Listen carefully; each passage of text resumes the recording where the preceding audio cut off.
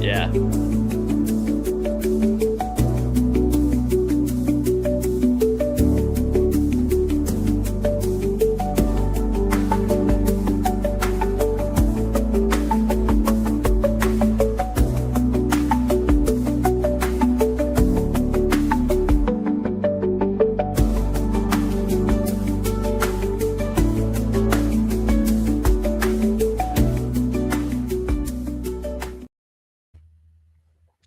All right, what's up, ladies and gentlemen? Back to our normal intro music, something to get you really pumped up for this show. I am Joe with Seahawk Talk. This is Seahawks Coast to Coast. To my left is Zach from Zach Talks Hawks. How are you doing this week? I'm doing pretty good. I'm ready to begin this show. We're coming off of a big win and really excited to talk about a whole bunch of stuff with you today. Yeah, I guess. Unless you got anything else, I say we just dive into the Seahawks Steelers game because that was something. It was weird. It was a game of our time. I was happy Yes. with it. So we'll start out. I know I see you're pulling something up, but just Yep. I'll start with the overall vibes. The first half, we're down 7-14, and to be honest, I thought we were tied at half. Just like thinking back about it, but I kind of looked at it. 7-14. DK scored a touchdown. We kind of locked him up all game, and then to come back and score. I mean, what was the final score? 31-17. Yep. Yeah. So, I mean, to outscore them, terrible at math here, but I believe 24-3 in the second half. Yeah, 24-3 in the second half. Not bad. One of those touchdowns was kind of funky, which I'm sure we'll talk about. So, but go ahead. You want to start with just, the first quarter, I guess, or Yeah. So for anybody keeping score, confirmed, Joe is a big vibe guy. So if anybody big on he's vibes. big on vibes. So yeah, first half vibes. Pretty frustrating at times, but look, man, this defense, we knew like this isn't going to be the problem of the team. I thought the pass rush was great. They were on point all game long. Really didn't have to be aggressive on blitzing because four up they were front getting got through home. regardless. Yeah. And man, that is so encouraging to know, like, as long as the four up front are doing their job, like, we're okay. And this pass rush is legit. I saw a graph I sent to a buddy, and I should have sent it to you. I'm going to do that actually real quick. Well, last week you said that was the highest pass rush that Brock Purdy faced in his career, pass rush win rate that Purdy faced in his career. And this week seemed a lot better than last week. So I'm not sure. I think you said last week was 56%, if I remember off the top of my head. Maybe it wasn't quite 56% last week or this week against the Steelers, but it sure seemed like it, especially the second half. They kind of pinned their ears back and really got to him. So, yeah. And I believe we only had 3 sacks. Was that right? Oh my God. Sorry, meant to go to ESPN, not YouTube. Yeah, Hawkmania reposted it. So, of course. Let me get to it real quick. Can't be too far away. Depending on how active Hawkmania is on Facebook. Jeez Louise. Yeah, he's a pretty active guy. Holy moly. I'm scrolling forever. But it he is pretty active.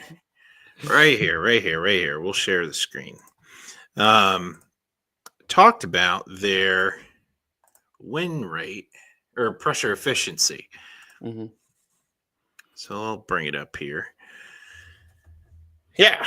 So pressure efficiency, more pressure with less blitzes. Seattle is up to nearly a 40% pressure with a near zero blitz rate. I mean, McDonald doesn't even have 0.1%. to Yeah. send pressure to get a 40% win rate on pressures. This is incredibly telling. I mean, they're they are the most efficient front four in the NFL through two weeks. 2 weeks, we can pump the brakes, but Yeah. very awesome signs here. Mm-hmm. Yeah, agreed 100%. I just, like I said, we only had 3 sacks in the game, but it didn't feel like we only had 3 sacks. That's a thing about your pressure rate is it seemed like we were getting to him every time he dropped back. Yeah, Jay Reed had a sack. Forgot about that. Byron Murphy, finally, I think he made a big, if I'm not mistaken, it was either a tackle for loss or tackle at the line of scrimmage at a run play that I thought was pretty impressive. I can't pinpoint exactly when it was in the game. It just stuck out in my head. Overall, pleased with how we performed without Devin Witherspoon. Really, because Darion Kendrick. That's my guy. We gonna be talking about this guy. Yeah, because I believe I did tweet. Let's see what I said on Twitter. Mariners just tied the game up, by the way, so that's tight. Going for 11. Yep. Yeah, going for 11. I said looked up number 1 for the Seahawks in the first quarter. Forgot his name, and he just got a pick. Badass. Because I did. I remember seeing number 1 on the field, and I go, who is that? Unless you're an ultra nerd that is just I had no idea tracking the roster moves every day, the 53rd guy on the roster, you'd have no idea who it was. And that pick was pretty clutch. It came off another guy. Yeah, there he was. I guess he played last game too. Didn't know that. But yeah, the one pick was a big pick because that came right after the huge. Was it a run or just a little swing pass by Jalen Warren? Yeah, for the Steelers. And good hustle by Reek Woolen. I don't know if you guys noticed that, but yes, Tariq Woolen didn't give up on the play. I think he's playing with a little bit more edge since Mike McDonald really kind of called him out. Called him out last week in the media. And tough love seems to work with him. So let's do that because soft love obviously didn't. Yeah. So I had no idea who Kendrick was, and he sat out all of last year with a torn ACL and getting a second chance. And look, he was arrested hours after the game. Let's click on that one. That's 2 years ago. It was 2 years No, I know. That was his top story on him, other than he tore his ACL. Oh, not bad. Yeah, whatever. Carrying a concealed weapon. Yeah. I mean, not. He's fine. He's fine. Yeah. He's playing for the Seahawks now. He's fine. Yeah, exactly. You're not in LA anymore, dude. You're in Seattle. You can just do whatever you want. So defense, obviously phenomenal. The beginning of the game, we saw a little bit of old Sam coming to roost. Okay. So now that we're on the offense, I did want to. We obviously usually start with the quarterback, just like everybody does. But the interception that was batted up in the air, he was just obviously trying to get rid of it. I don't remember what down it was, but I think it was third down, trying to avoid a sack. Yeah. Obviously, that was the worst case scenario that could have happened. The pick to Ramsey, though, looked like a really bad throw by Sam Darnold or a really bad route by Cooper Kupp. I'm going to not blame Cooper Kupp this week. Yep. I'm going to say that was a poor decision. I agree. And, but let me tell you, in the second half, when he needed to, he bounced back well. So it just made the throws that you're supposed to do. That wild spin out of the sack, that clutch play. Like you need it. You need to find your tight end out in the flat, and he managed to do that. And it's there, man. And I said on Twitter quite often, I'm like, he right now is just a younger version of last year's Geno Smith. We won't talk about Monday night Geno Smith, but no, I wanted to bring that up. That's something I did want to bring up. So go ahead. You can keep going. Yeah, and you know, I think the difference. I was talking about this with a buddy today. You know, the difference between Sam and Geno, like the way I see the similarities is like crazy arm talent. Both have like tremendous pop in terms of they can make all the throws. It's just at times it's a bit of a roller coaster ride. But the difference between the two is when you get to the red zone, you don't turn the ball over. And like Geno, time and time again in the red zone, would be trying really, really hard and would have those back-breaking interceptions in the red zone.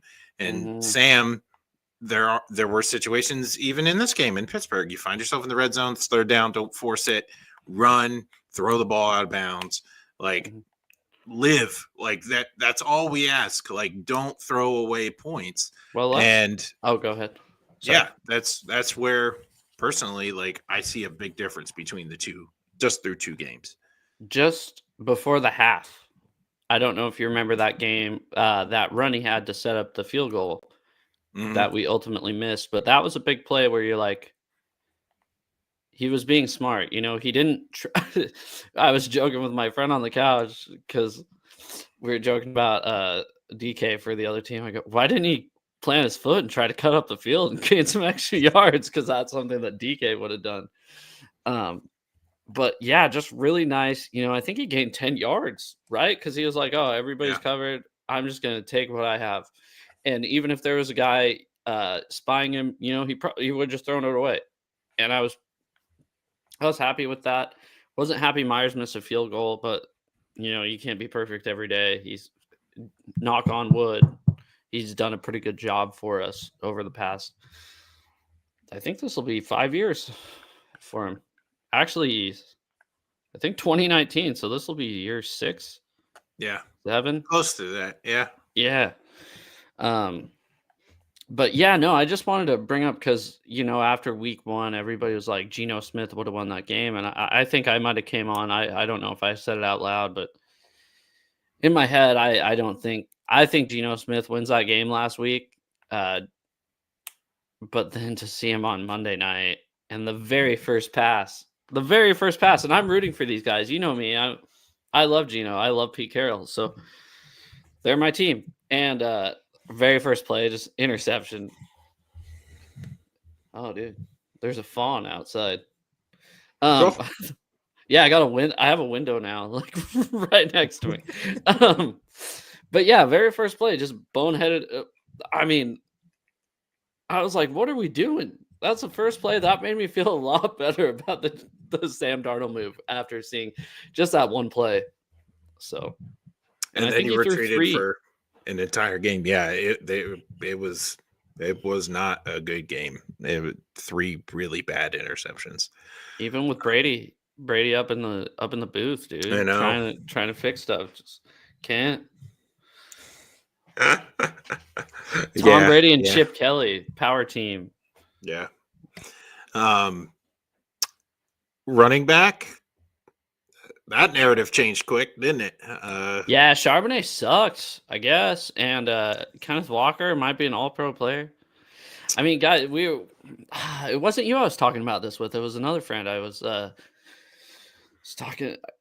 We go, you remember this, when there was DK games and there was Tyler Lockett games, right? And it seemed like they would never both go off on the same game. Yeah, exactly.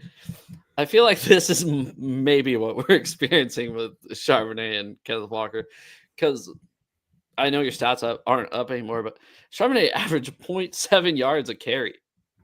Not great. It was brutal. Like, and what did Kenneth Walker? I I mean, the end for the late touchdowns or the run for the late touchdowns definitely going to inflate it a little bit. But his yards per carry had to be 4, right? You think? Had 13 carries for 105 Yeah, yards. definitely a lot more than 4. I'm not good at math, but that's close to 8, 9.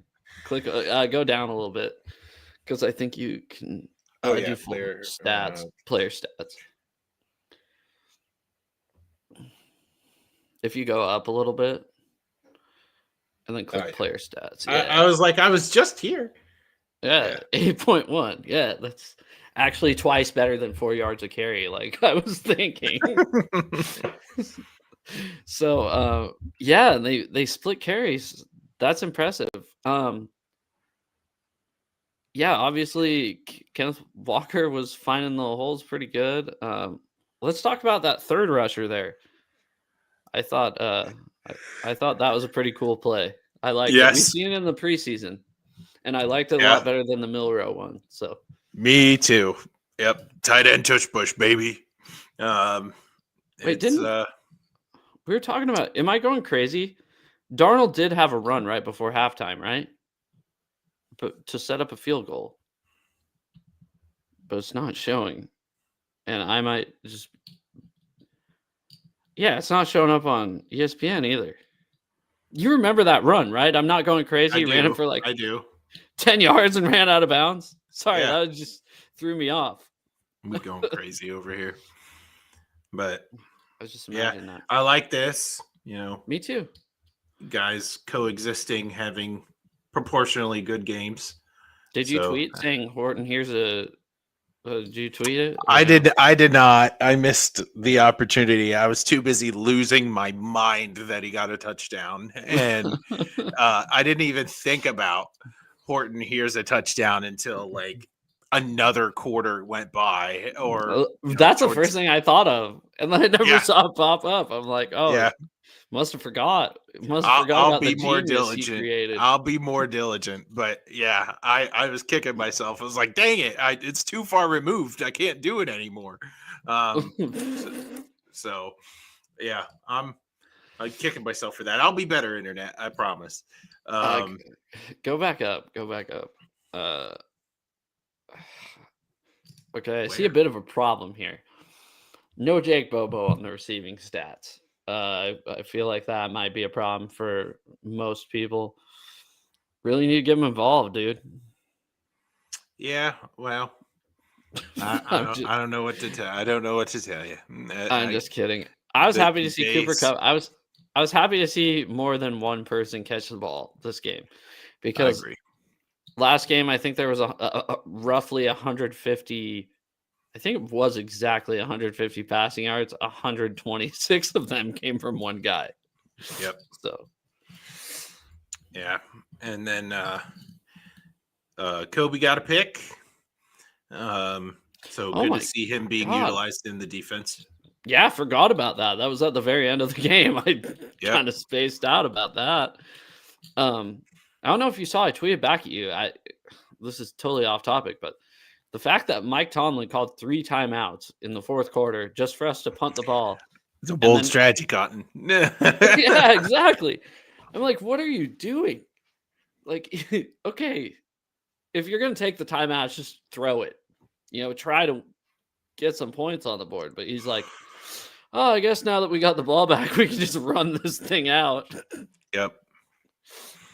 What do you think about George Holani returning kicks? Liked it. I'd like to see him using the backfield a little bit more. I know it sounds crazy because he's the next Hall of Fame Seahawks running back. I mean, that's what we learned in preseason. No, I think that was God, who was that? What was his name? Not Troy Maine-Pope. That was a while ago. Come on. Tacardier. Tacardier, right. Yeah. No, I'm happy with Holani returning kicks. I like it. He looks pretty good back there. I know I'm not expecting him to bust off a bunch of them, but I do like Torrey Holton returning punts, though. He's very shifty and has shown that he can make the first guy miss. So I know the stats aren't spectacular in that regard, but I wouldn't be surprised if he returns a punt or two this season because his first move is just crazy good. Mm-hmm. And yeah, what a steal. Like, he's going to be so good. Yeah. Yeah, for sure. Also did see a lot more Oots this game than we've seen in the past. Yes, we did. More. I want more. Yeah, so Made saw a crazy second. what's up, McNiner? Hey, McNiner. He made a crazy second level block on 2 defenders. And yes, that's what we want. We want to run like that. Yeah, and it wasn't all I formation. There was a lot of him split out, Yep. which I liked. Every time I saw 40 on the field, I think there was one mistake he made, but I cannot remember what it was. To where somebody said, "Who is number 40?" and I said, "That's Oots, the fullback." I don't remember what it was though, to be completely honest. So I don't even know why I brought it up. Thought our rush defense did pretty good. We learned last week Pittsburgh's going to have trouble running the ball. So, I mean, this is okay. Obviously, our pass rush was the biggest force of the day. Yeah, the fact that it was 18 for 33, Rodgers that was a big deal. DK wound up with one more catch than he did a drop. So, I almost felt so. I don't know. I kind of said this last week. Like, I have no ill will towards DK, but when he dropped that slant in the first quarter, I just go, that's it. The memories. Yeah, exactly. I mean, that's it. And I was pissed that they scored, but I was pretty confident in the game still. When he scored a touchdown, I'm like, you know what? Good for him. At least he got one, especially looking back that we won. I mean, if we would have lost by a touchdown, I don't know that I'd be saying the same thing. But I'm like, all right, good for him. I couldn't believe that he didn't get pissed off. He seemed level-headed the whole game. Maybe he should get mad a little bit more. Yeah, he was fighting a little bit. I saw with Woolen. Yeah, but other than that, he was okay. Yeah, and Job was on him a lot. Yeah. That was what a world we live in. And he was locking him up. Yeah, and you can see it right there. 3 catches for 20 yards. I mean, I expected going into this game, he'd probably have 8 catches for 100 yards. I still expected us to win, like I said, but it's just I expect him to be a little bit bigger of a factor than what he was. Yep. So overall, pretty good. And except the one breakdown pass, little swing pass to Jaylen Warren, not pretty good. Yeah. But there's a positive to take away. Tariq Woolen actually hustled. You know? Yes. Injury time. So we can take a look at the full report from today's practice and get a better idea of what's going on. Charbonnet is out with a foot injury, and Halani's time to shine, baby. play that by ear. Yeah, Halani might get some extra carries, just like you wished for. Looks like Julian Love, just a precautionary thing. I don't think anything's like too serious with him. Mm-hmm. And of course, Spoon is still battling that knee injury, so we'll have to see. I saw so today. Mike McDonald said that there's a lot better chance that Devin Witherspoon plays this week than last week. It was just hard. And I kind of respect. He was like, it's hard to put a guy in there without a week of practice and not being 100%, if that makes sense. He's fine, dude. Bubble wrap him. Bubble wrap him. He's fine. He's not Rashad Penny, okay? Or CJ Procise. Sorry. Rashad Penny actually had serious injuries. Abe Lucas, just signed a big deal. He can afford to get hurt. I don't know if that's what he's thinking. He's like, oh, hey, screw it. I'm good now. So check the Sean Alexander route is what he's trying to do. So So injury report is there. Not bad though. Yeah, honestly. not bad. Could be a lot worse. Could be the 49ers. So with half their team injured. Yeah. Heard the Cardinals are pretty banged up too. Yeah, and I gotta give it to Niners though. Mac played pretty dang awesome, and Shanahan came out today and said that freaking Purdy might play this weekend. wow, I doubt it, but I don't know. I doubt it. It's probably going to be McCorkle, and then the Vikings are going to sign him next year to play quarterback, and then the Seahawks will try after Sam Darnold doesn't work. Oh my gosh, history just repeating itself. Yeah. Let's get to it. Seahawks against the Saints. This is going to be my first game of the year. I didn't go to the home opener. That's one of the first games I missed since before COVID. It's actually the second game I missed since before COVID. I'm excited to get back. I'm a big vibes guy, like we talked about earlier. just catching vibes at the game. Not sure if my wife's going to go with me. As you know, we released it on social media, so we are having a baby girl. So I don't know if she's going to be up for the all-day type thing. I know she's cool with going to the Huskies game, a lot more of a family-friendly environment. I don't know. Maybe you'll go with me. Just kidding. You can try it. I'll tell you what. If you buy a plane ticket and meet me down, I swear to God, I'll take you. I'll tell my wife, even if she wants to go, I'll be like, this guy made a freaking commitment. I have to take him. Oh man, I wonder what tickets are running. If I didn't make the Pittsburgh game, I don't know if I'm gonna be making a cross country trip. I would love to go out there. That's a bucket list thing for me. I have family out in Washington and been to a number of Mariners games. It's just I'm never around when the Seahawks are playing. So because you come during the good time of the year, you come for the good weather, and then you leave. You're not wrong. So it definitely is a bucket list item of mine. So maybe one day we'll see. Maybe Sunday. Well, that'd be something I'd have to plan. But I'm telling you what, okay, you have till 9 a.m. Sunday morning Pacific time, and then the wheels are rolling.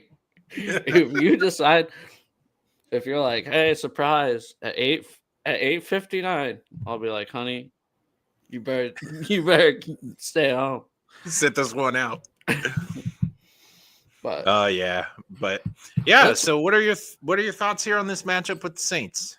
My thoughts are this reminds me a lot of the Giants game last year. And this is a game that we can't drop. This game cannot end up like the Giants game last year.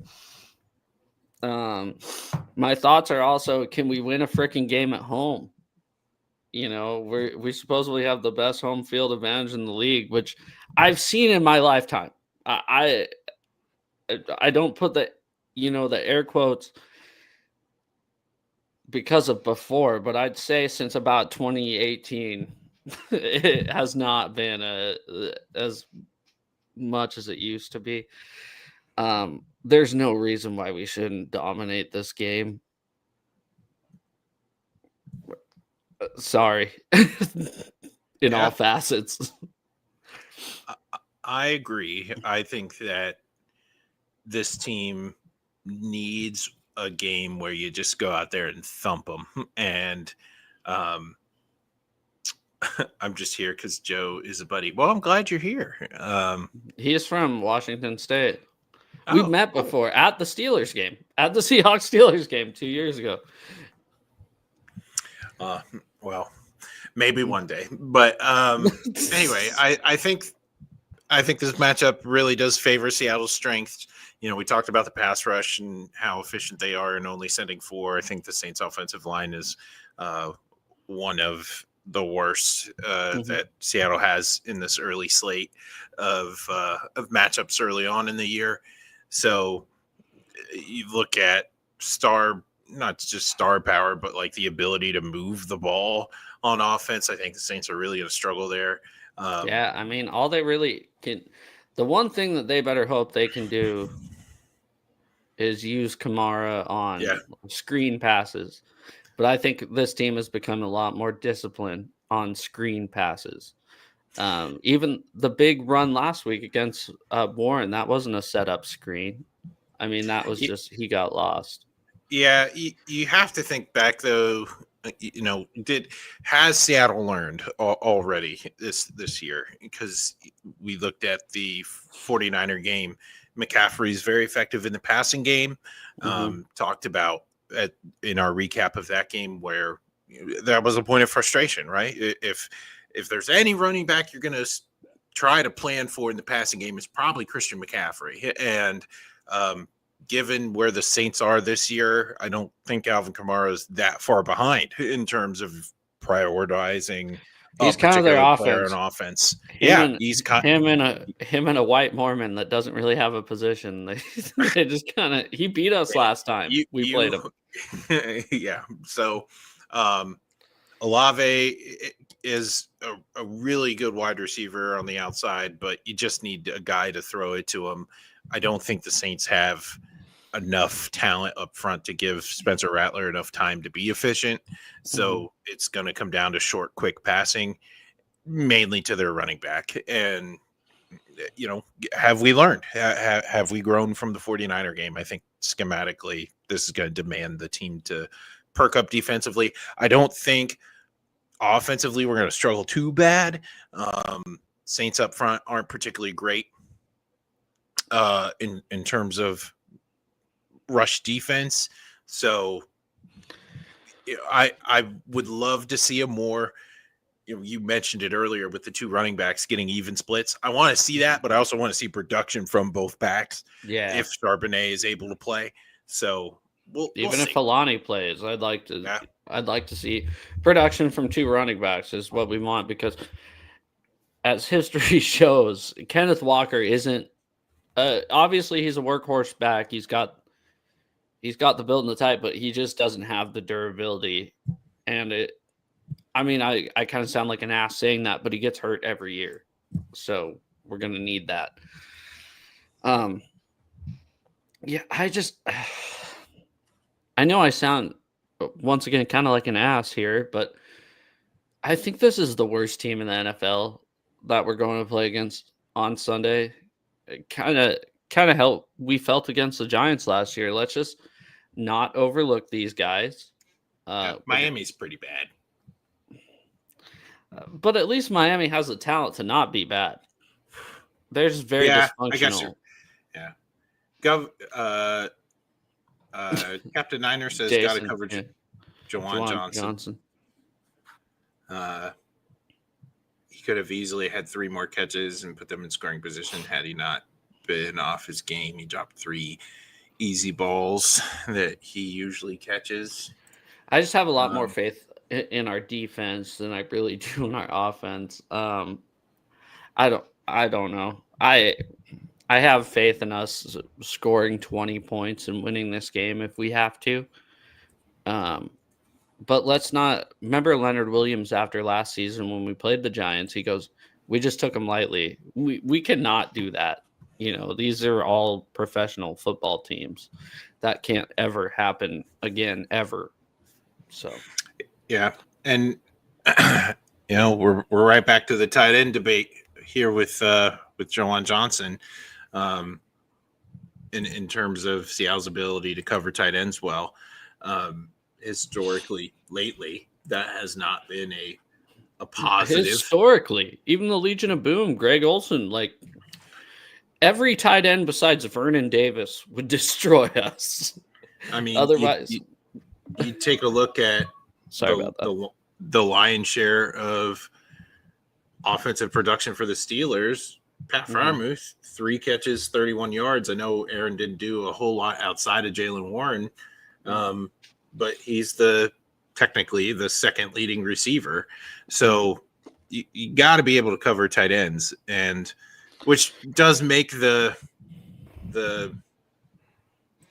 Nick Mawari Yeah, that's what injury I was thinking. worse. Worse, yeah. So, yeah. That's kind of... I hope he's not an injury guy. I really hope he's not an injury guy, because how good this defense has looked, which has been allowing teams only allowing 17 points a game, 17.0, through 2 games. With how good this has looked, imagine how good it'll look with him instead of 2 weeks ago it was Ty Okada basically filling in. Last week Witherspoon wasn't there, so it was that number one Kendrick. Yeah. So I don't know. I think I was nervous about this defense getting off to a slow start. I think we've talked about this because of how Baltimore, when Mike McDonald was there, has got off to a slow start. But this defense is really crushing it so far, and I don't know. We need the offense to capitalize, and they did on Sunday. That's all we can ask for, is that again, the second half again. For sure. I totally agree. NFL news around the league. One second. Congratulations. Yeah. I think we forgot to talk about one touchdown that the Seahawks scored. Oh yeah, we did bury the lead there, didn't we? I totally forgot about it. Let's talk about the most bonkers touchdown you're going to wind up seeing pretty much all year. A landing zone touchdown. Pretty tight, pretty sweet. That I was with that guy. So they changed the rules when they changed the touchback out to the 25. They changed it to where if the ball goes into the end zone, it's a dead ball. But I guess they changed it back with the landing zone to where and I was kind of wondering that too a while ago. I go, what happens if the guy just doesn't decide to recover it? And I think we learned on Sunday what happens. I think the Seahawks scored 7 points. So like I knew the rule. And so like as it was happening, I'm like, oh my gosh, he's not going for it. And I thought he touched it. The thing is, like, it doesn't matter if he touches it. It's just if it hits the square or hits the rectangle, it's a live ball, and it's like a prolonged onside kick. Like if you can boogie down there, that's why so many kickers now are trying to put crazy spins on these balls and trying to get it to bounce, because if it hits the zone, it's live. And yeah, I didn't know that, because if it hits the end zone, it's dead. Yep. And that's where I got confused. So I was thinking, just like the Steelers guy did, he's thinking if it hits the end zone, it's dead. And it's not. And I'm happy we got to witness it. And it resulted in a first career touchdown. Was that Helani that recovered it? Yep. Yeah, Helani, dude. As many touchdowns as Charbonnet and Walker. He's legit. All three have one.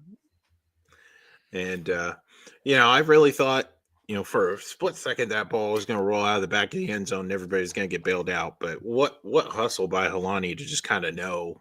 Well, even when he grabbed it too, I'm like, did he actually grab it? Or was like, a foot out of the back of the end zone first? But yeah, they played it, and I go, in the back of my head, I'm thinking, oh, they're going to call that back or something. I was like, this isn't real. But that was a free 7 points. That was pretty sweet. It turned the game. I mean, 100%. Yeah. And, you got to execute on all the phases of the game, and Seattle did that. So be really cool to pay attention to that in the future.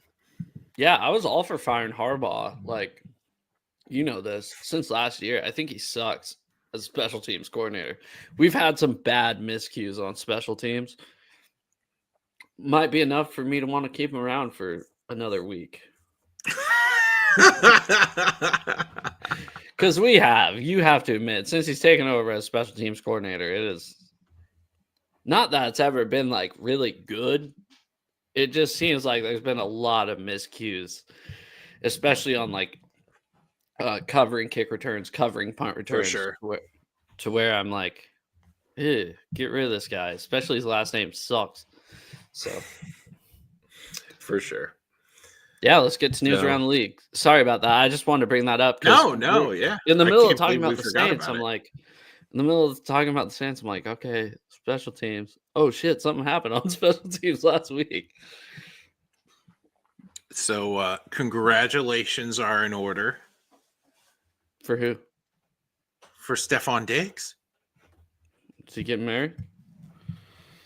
Oh, he's having a baby. How many? With Cardi B. No way, dude. I thought she was with Offset. I guess I'm pretty old. I definitely thought she was with a rapper from the Migos. But I also haven't checked in about 7 years. So I don't follow any of that at all, but it was the big news everywhere today. Cardi B she came out, was like, I'm having Stephon Diggs' baby. And crazy. Okay. That's what she says. I can't roll my R's. So. Yeah, right there. Okay. Well, that's some good news for the Diggs family. I thought you were gonna. Never mind. That's rude.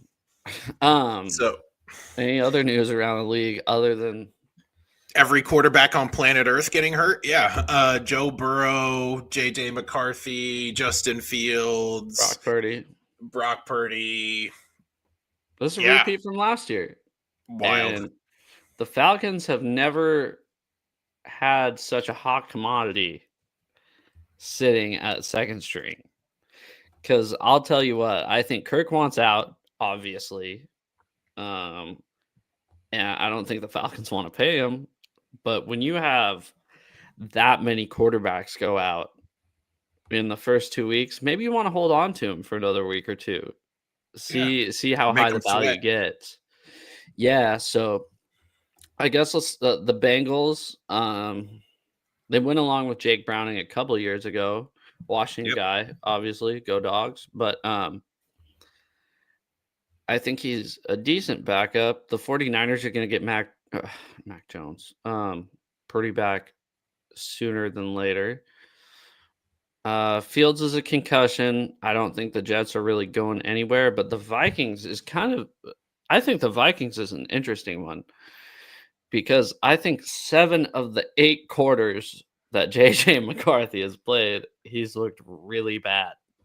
And he looks like he might have to imagine that. He looks like he might have to sit behind a guy for a year.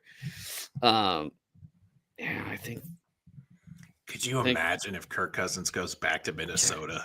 I think, personally, with what we've seen out of JJ McCarthy the first 2 weeks, I think Minnesota fans would welcome him back with open arms. Yeah. And which is wild that we live in this timeline.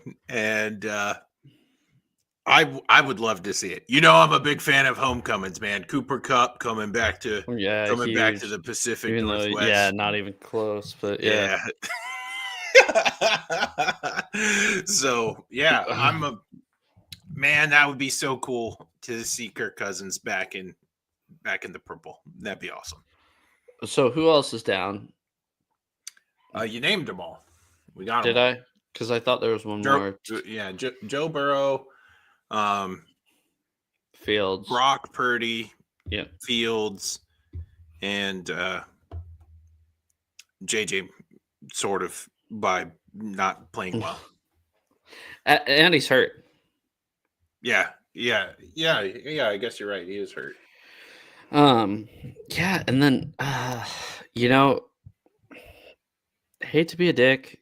I actually don't hate to be a dick because I'm a dick. Jaden Daniels is also banged up. That was the other guy. That's not gonna be. I mean, they're not. I know you love reunions, but he's not going back to the Commanders to where throw it all the way back, baby. Yeah. You think he has any eligibility left for Michigan State? I mean, that'd be cool. Yeah, that's not gonna happen. I give it another week. You know how? Yeah, we were talking about that earlier, Jason, about how Kyle Shanahan actually said he might play, which is insane. Wild. Yeah, we were all talking last week like he was out like at least 3 weeks, I think. But yeah, I don't, like I said, I hate sound like a dick, but I don't think Tua is going to make it very long. But who knows what their team, like, they have a team to win. That's what we were talking earlier. You said, well, the Dolphins might be the worst team in the NFL. Why? Why might they be it just coach. They're awful. It's not even awful. Just the coach. I think just, we talked about earlier. I'm a vibes guy. I think the vibes are down. Theme of tonight's show, all about vibes. Yeah, I think they saw the rivalry jerseys and we're like, this is not Miami Vice enough for me. I need the vibes to change a little bit. So I guess Mike, not McDonald, Mike McDaniel said something in a press conference today, and I don't know what it was, but it was pretty snarky back. So I guess he's not. Other NFL news. Who do you know off the top of your head? What quarterback in the NFL leads the league in passing through the first 2 weeks of the year? I know because you're asking this, it's going to be weird. The top two are actually pretty weird, but okay, so I can name either. Well, the one up top is worth our conversation. I suppose. Oh, easy. This has to be Daniel Jones. Daniel Jones is second. Okay, who's number one? Russell Wilson leads the league in passing yards because he had the game of his life. He had the game of his life in what was the game of the week last week with the Giants and Cowboys facing off and just throwing haymakers. I don't know about you. You guys must have been the same because you get the local game after the Seahawks game ends or the Steelers game ends. They played that game right. You didn't even have to switch channel. They just changed it back. And that moon ball he threw was the most Russell Wilson pass I've ever seen. And you know how I feel about Russ. I think he's a douche. I don't like him one bit with an ounce of my body. I don't like Russell Wilson.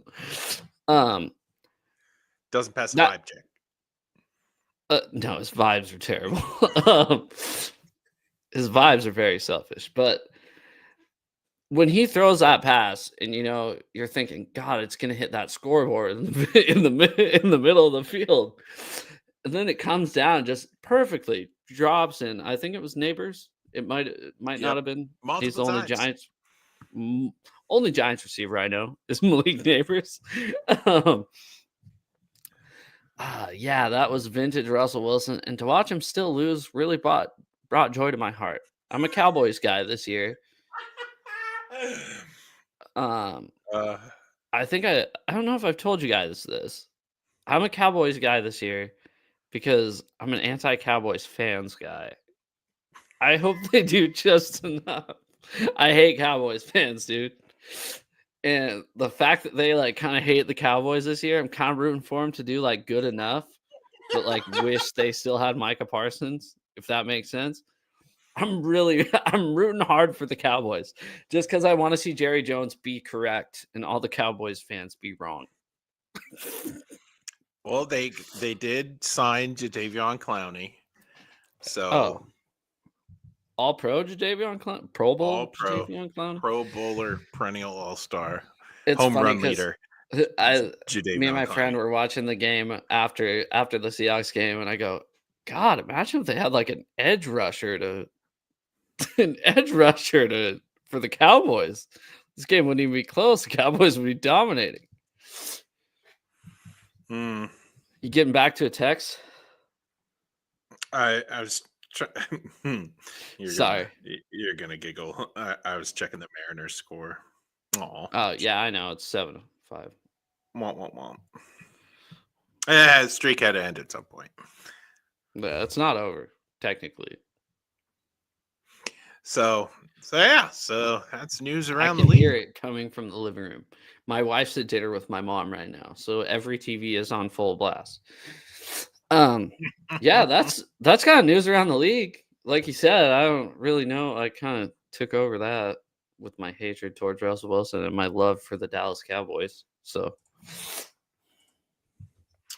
oh, let's bring up the picks for. Let's get some this peaks. Week. Take a look at some matchups around the league. Tomorrow we have a matchup of division rivals with Dolphins at Bills. Okay. I'm picking the Bills. Okay.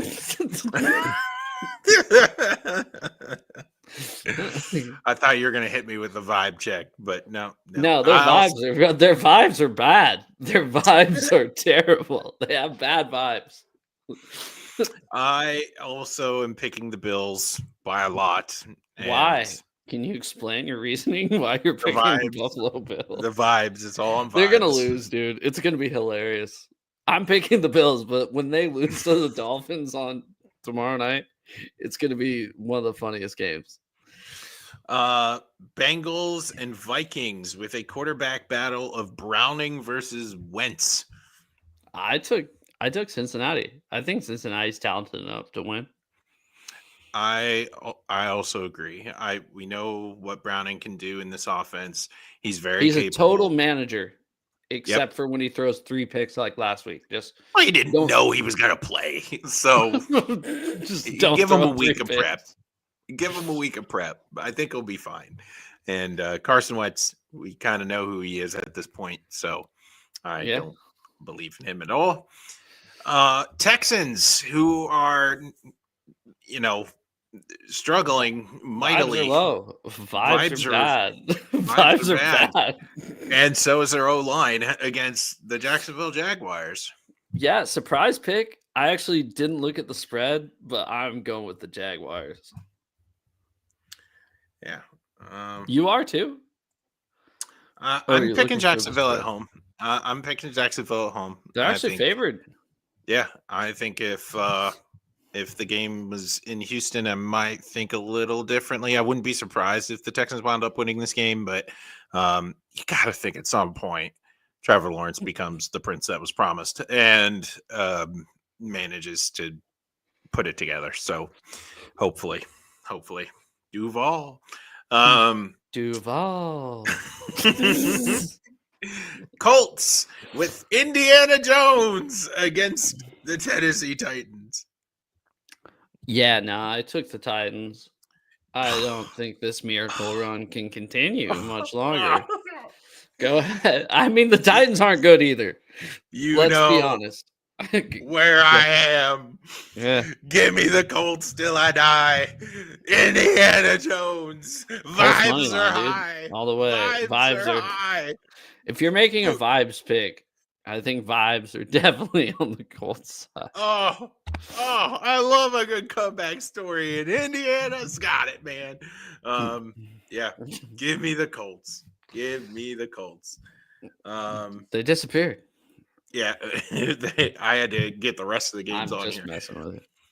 Gino and the Raiders on the road versus what might be a Jaden Daniels commander roster. Who's their backup quarterback?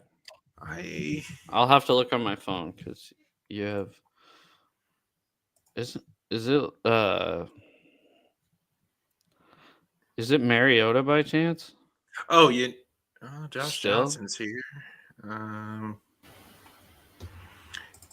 I actually think now that you said it, it might be Mariota. Yeah, it is Mariota. Yeah. Yeah. So I'm a huge Raiders guy. I went with the Commanders because I watched the Raiders on Monday, and I was like, not too good. Yeah, for me, this is a Raider, you broke my trust kind of pick. I'm going to pick the Commanders until the Raiders prove me otherwise. So I'm rooting for him. I'm rooting for the him too. Hey, it's Pete Carroll against Bobby Wagner. It's going to be a weird matchup. I didn't even think about that until like two seconds ago. So the Rams on the road playing Philadelphia. I feel it. Philly's too good. Yeah, the Rams suck. Give me the Eagles, dude. The Rams suck? I don't know. Go ahead. The Rams are undefeated. So are the Eagles, dude. Yeah. So are the Colts. Who are you going with? Colts don't suck. Colts have Indiana Jones. So I'm picking. Who are you going with?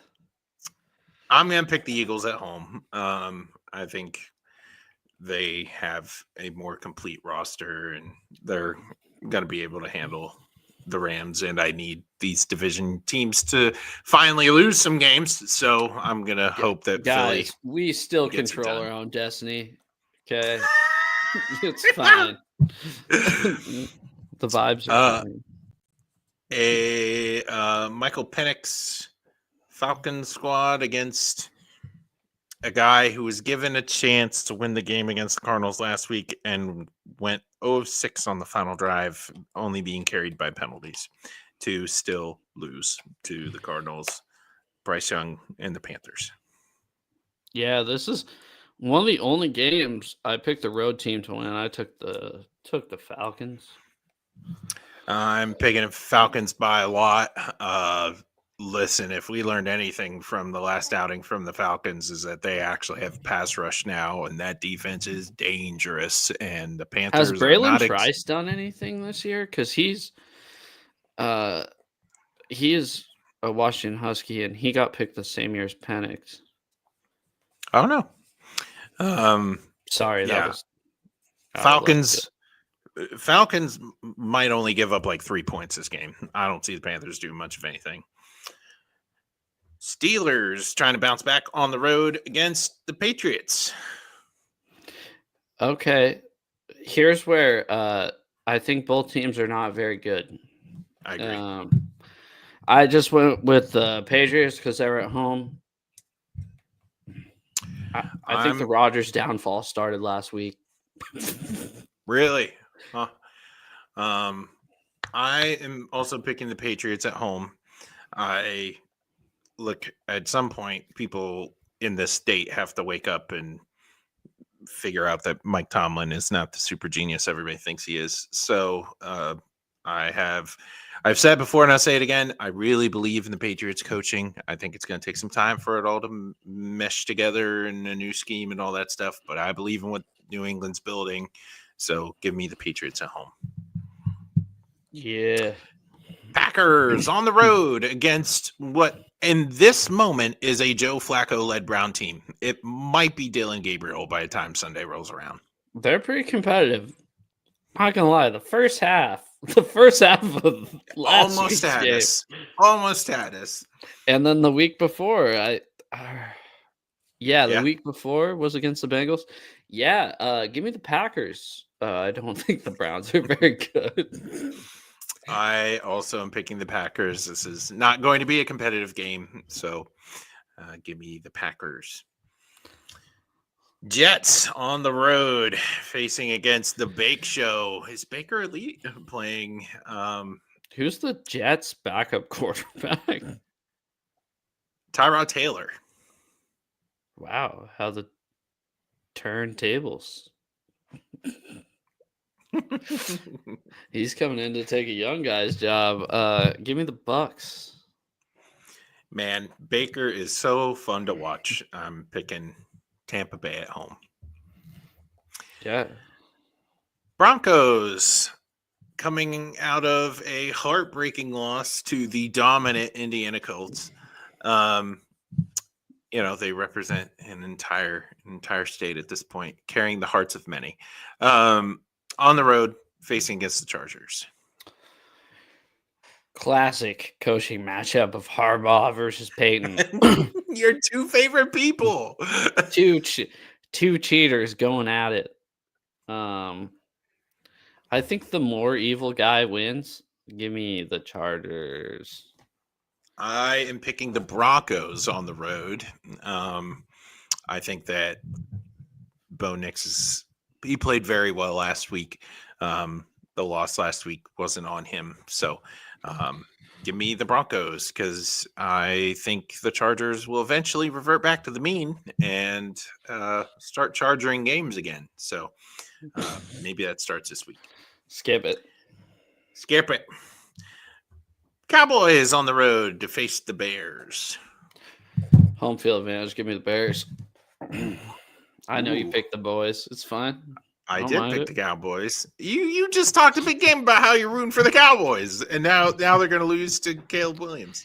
I root for okay, so hate's a strong word. They got to get some wins. Hate's a strong word, but I definitely dislike a lot of teams in the NFL. The Seahawks I love. I can stand the Bears, the Falcons, and the Raiders. Those are my 3 other teams, so I'm going the Bears.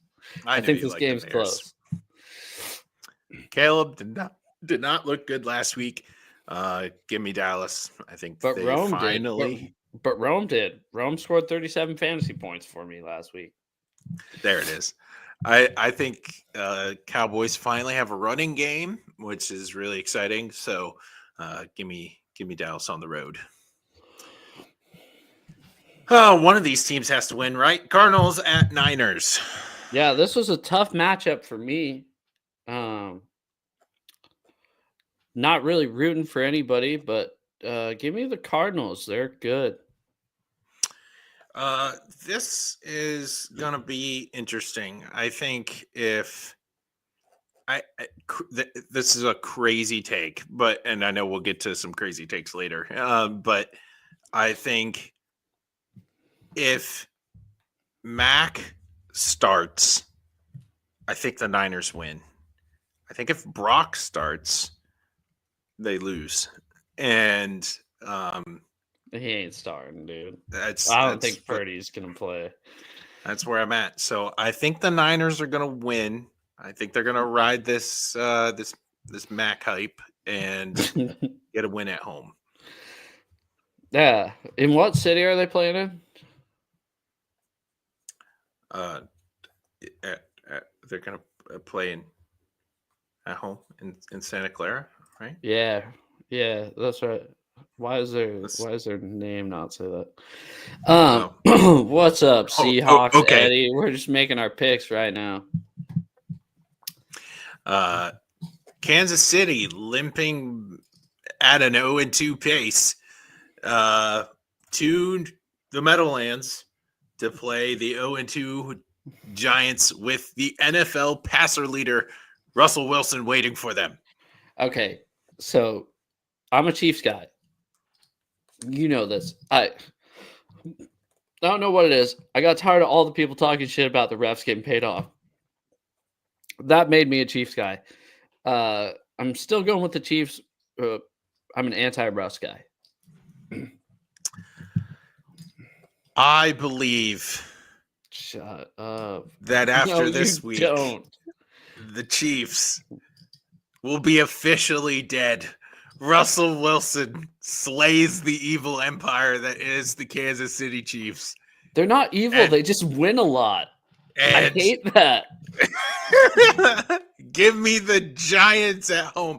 Scatterboo, best game as a pro, which I know the bar's pretty low right now, but I think best game, 1 out of the 2. He goes off, and the Giants beat the Chiefs. I think the Chiefs are not in a great place right now. Chiefs are a touchdown favorite. I just checked. So at least they got that right. I think we might disagree with this next one. So I'm going to pick the Ravens. I think the Lions aren't as good as they were last year, and I think we've seen that. I agree. I think the Ravens are going to win at home. Lamar's playing out of his vibes guy, dude. Lamar's playing out of his mind. Yeah, but who's more vibes than Dan Campbell? That's true. Maybe Lamar Jackson. I would tend to argue. So you got to think Derrick Henry is going to be out for revenge after getting hemmed in like he did last week against the Browns. So I actually a didn't. monster game from him. I didn't watch that game last week against the Browns. I just saw it was close at halftime. 26 yards.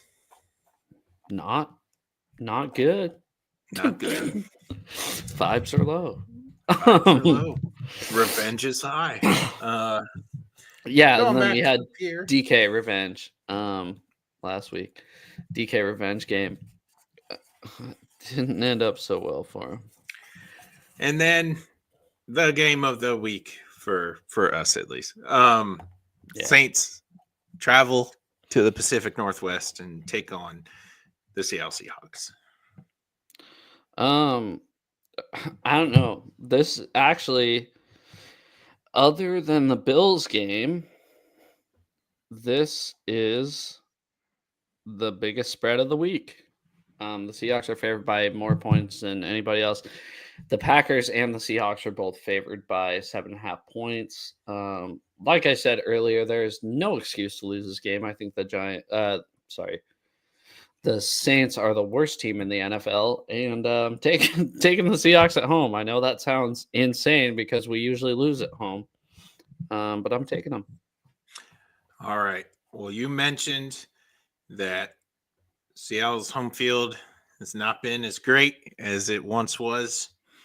They seem to be better on the road than they are at home. 7-1 last year on the road. You also mentioned that this game has a vibe of what was the Giant game last year. And this team does have a tendency to look out beyond themselves. And if you saw next week, divisional game, this has trap written all over it. Go ahead, and do it. I'm picking the Seahawks by 20. So yeah, there's no rhyme or reason why this game should be remotely closed at all. I just talked it up to get Joe all bent out of shape. I figured Joe knows I will pick against the Seahawks because I'd rather be right than good. So I thought you were picking against them. And then when you said the vibes are high, you kind of sound like Mr. Van Driesen of Beavis and Butt. I was like, he's lying, dude. He's not gonna pick the Saints. Yeah. Okay. I think Seahawks win. Last week on the show, I had more faith in the Seahawks beating the Steelers the way you did last week. I said there was going to be a multi-score kind of game, and they came through. So I think this is going to be a big win, and I'm excited. It's funny because I talked to obviously I work in Seattle, so I talked to a lot of Seahawks fans at work, and there's this guy that came up to me. He's like, dude, you called it. The Hawks whooped the Steelers. And I go, like, on this show, I'll not pretend, but like I'll kind of let my like true emotion show in the moment. But like truthfully, I was not worried about the Steelers. This is like, I mean, if we lost, I don't know how to describe it. I'd be more mad if we lost than like anything, because I think we're a lot more talented than them. Yeah, like a disappointed father. Yeah, so yeah, let's get to our hot takes. I don't want to copy you, so you go first. Something I'm new. I'm gonna switch into my Huskies hat for this one, actually. Hot takes, and you're putting on a Huskies hat. Okay. Hottest team in college football, baby. So this is a new thing for us here. We're going to have a hot take, a general hot take around the league. And I am bringing back a hot take that holds more water now than it ever has before. And that is Joe Burrow is on the fast track for the Andrew Luck career arc. This is. I don't think we've talked about this ever. Yes, we have. Yes, we have. I've said it on this show when in the dead of the offseason. I remember talking to you about this, where Joe Burrow We talked about it, I think, after the draft when I think it was during preseason when the Bengals had a that makes sense. terrible offensive line showing that showed Joe Burrow getting sacked over and over again. Joe Burrow and Andrew Luck have played the same amount of NFL season tenure games, and Joe Burrow has been hit and sacked more, about 30 times more than Andrew Luck has. And Joe Burrow is also getting perennially now injured because of lack of protection around him. If this happens one more time, I don't think he's going to like up and retire this year. But listen, if something like this happens early on in the season next year, I'm dead serious. I think Joe Burrow has the potential to just be like, I'm done, just like Andrew Luck. That'd be nuts. That's what hot takes are for. I know arguing with that would be funny because it's a hot take. So I get where you're coming from. A cold take I have before we get to the hot takes is the Huskies are going to win the Apple Cup by probably 40 points this weekend. We're favored by 20.5. The Cougars were down 42-3 to North Texas. You saw that on Saturday. Brutal. Huskies had a bye week. Do a Husky hot take really quick. Yeah, I think we win by at least 35 points. And I'll have one for you next week about the Ohio State game. I like to sneak in a little Huskies ball every week. My real hot take is I think Fred Warner might be the most overhyped / under-criticized player in the NFL.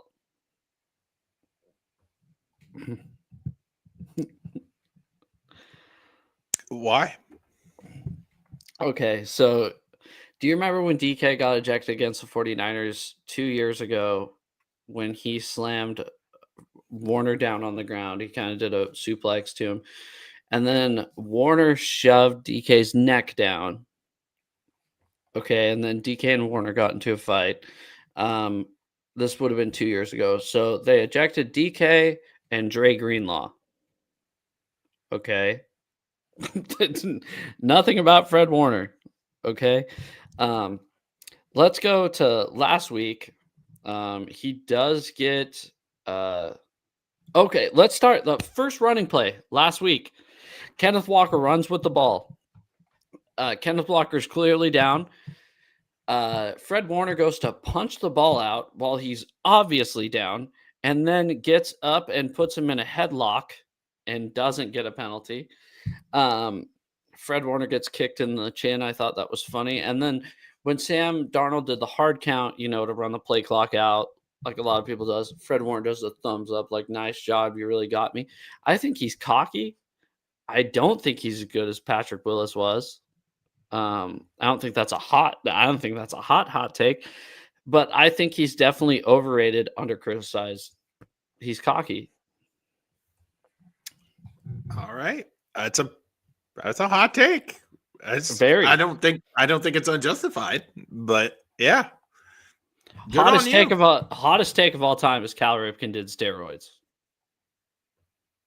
I'm just kidding. Yeah. I made that up, but how funny would that have been?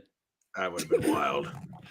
America's hero doing the juice. America's a hero. Just like Captain America on the juice. Yeah, exactly. Anything else you want to say before we get out of here? Yeah, Cal Raleigh MVP. That's what I want. Yep. That's what I want. The Mariners. He didn't hit one tonight, right? That's tonight. Not hot take, dude. I want the Mariners to make the playoffs, and I want Cal Raleigh to win the MVP he deserves. And baseball writers. Would you rather have the Mariners make the World Series or Cal Raleigh win the MVP? Make the World Series. Me too. It's not even close. Except for I'm a pretty big Mariners fan. I think we've talked about this enough for you to know that I'm a pretty big Mariners have your fan. flaws, but yes, you are a Mariners fan. Yeah, I hate management. Or hate ownership. Don't like Ichiro. Hate the City Connect uniforms. I don't hate the jerseys. I hate the pants. God, everybody just piles on me for that. Actually, nobody does because I think nobody likes the Black Pants. But I kind of like in the offseason making fun of the Mariners and ourselves. So, like I said, first thing is I tell everybody I'm a Mariners fan. I love being able to make fun of the fact that we're the only team that's never been to the World Series before. It's kind of fun. Just throw that out there. Take a jab at yourself. You can't make fun of yourself. You can't make fun of anybody else, right? Pain and suffering, the way of the Mariner. And I keep telling my buddies, I'm like, this is gonna hurt. Like the wheels are gonna fall off. They're gonna his name's miss his name's no, it's not. But his name's kind of funny. But do you follow Urinating Tree? He's friends with like Tom Grossi, and he did a video on the Mariners. You should watch it about how all of us get punched in the dick. Yep, every game. It's a dick every punch. year. Yep. Yeah. I am well aware of Tree's work. He is he's a Pittsburgh guy. He's a Pennsylvanian. So yeah. Good guy. Good year. All right. Well, thanks everybody. I'd like to dedicate the show to the people of Pittsburgh. Love you guys. Thanks for the dub and the good vibes. Yeah, good vibes only.